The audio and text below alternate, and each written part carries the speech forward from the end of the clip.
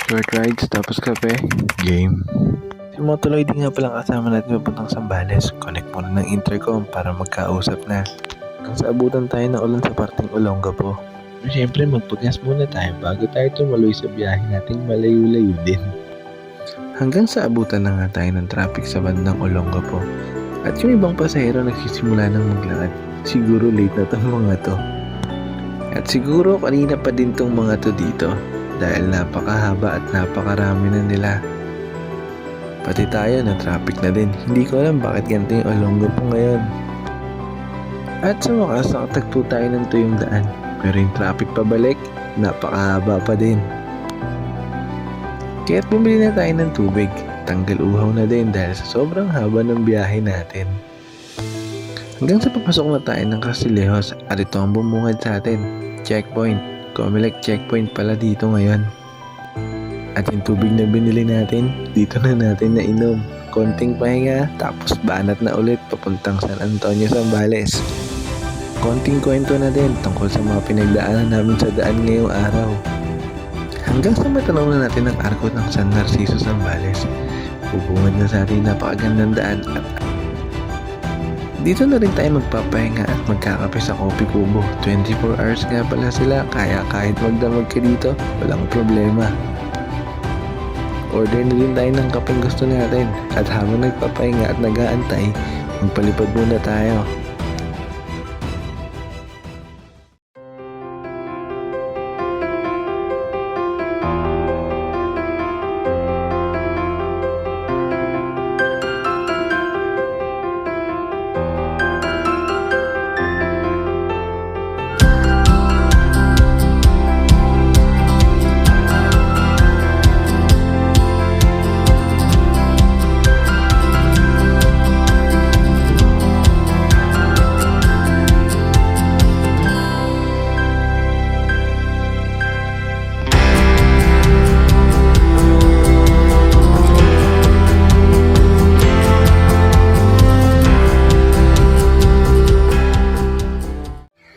Hanggang sa dumating na ngayong mga order naming mga kape.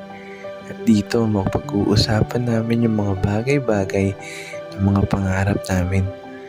Na balang araw darating din kami sa mga bagay na yun. Hindi lang ngayon.